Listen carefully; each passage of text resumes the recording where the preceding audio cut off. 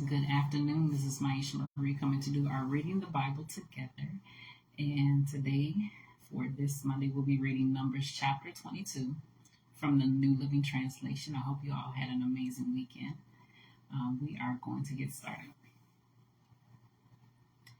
Then the people of Israel traveled to the plains of Moab and camped east of the Jordan River, across from Jericho. Balak, son of Zippor, the Moabite king, had seen everything the Israelites did to the Amorites. And when the people of Moab saw how many Israelites there were, they were terrified. The king of Moab said to the elders of Midian, "This mob will devour everything in sight, like an ox devours grass in the field." So Balak, king of Moab, sent messengers to call Balaam, son of Beor, who was living in his native land of Pethor, near the Euphrates River. His message said, "Look, a vast horde of people has arrived from Egypt. They cover the face of the earth and are threatening me. Please come and curse these people for me, because they are too powerful for me. Then perhaps I will be able to conquer them and drive them from the land. I know that blessings fall on any people you bless, and curses fall on people you curse."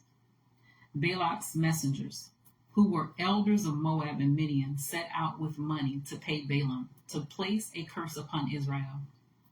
They went to Balaam and delivered Balak's message to him. "Stay here overnight," Balaam said. "In the morning I will tell you whatever the Lord directs me to say." So the officials from Moab stayed there with Balaam. That night God came to Balaam and asked him, "Who are these men visiting you?"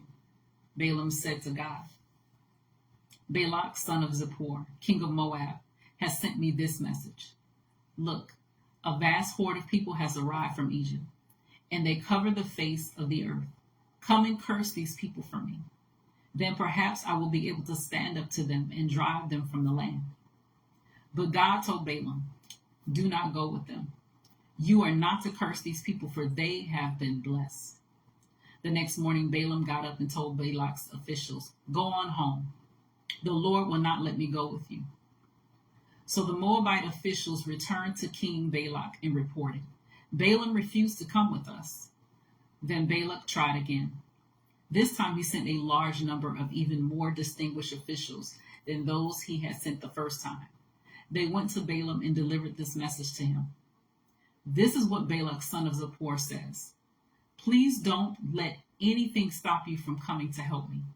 I will pay you very well and do whatever you tell me. Just come and curse these people for me."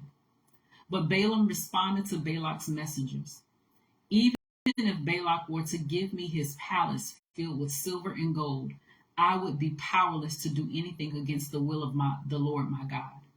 But stay here one more night, and I will see if the Lord has anything else to say to me." That night God came to Balaam and told him, "Since these men have come for you, get up and go with them, but do only what I tell you to do." So the next morning Balaam got up, saddled his donkey, and started off with the Moabite officials. But God was angry that Balaam was going. So he sent the angel of the Lord to stand in the road to block his way. And Balaam and two servants were riding along. Balaam's donkey saw the angel of the Lord standing in the road with a drawn sword in his hand. The donkey bolted off the road into a field, but Balaam beat it and turned it back onto the road. Then the angel of the Lord stood at a place where the road narrowed between two vineyard walls.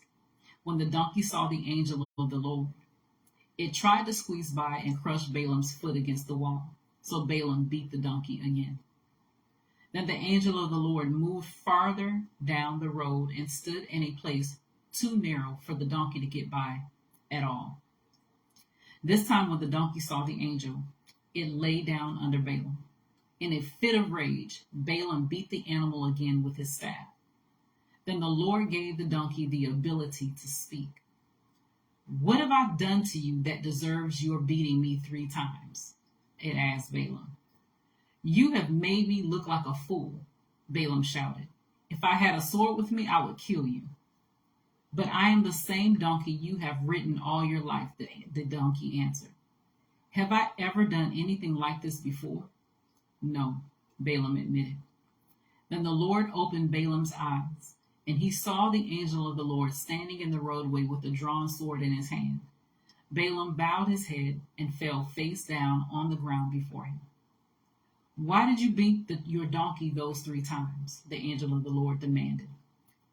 Look, I have come to block your way because you are stubbornly resisting me. 3 times the donkey saw me and shied away. Otherwise, I would certainly have killed you by now and spared the donkey. Then Balaam confessed to the angel of the Lord, I have sinned. I didn't realize you were standing in the road to block my way. I will return home if you are against my going. But the angel of the Lord told Balaam, Go with these men, but say only what I tell you to say. So Balaam went on with Balak's officials.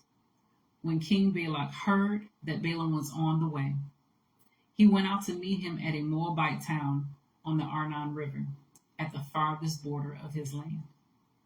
Didn't I send you an urgent invitation? Why didn't you come right away? Balak asked Balaam. Didn't you believe me when I said I would reward you richly? Balaam replied, Look, now I have come, but I have no power to say whatever I want. I will speak only the message that God puts in my mouth.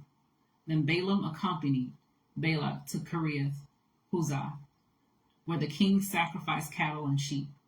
He sent portions of the meat to Balaam and the officials who were with him. The next morning, Balak took Balaam up to Bamoth Baal. From there, he could see some of the people from Israel spread out below him. So that was Numbers chapter 22 from the New Living Translation. As always, continue to search the scriptures daily to see what is true.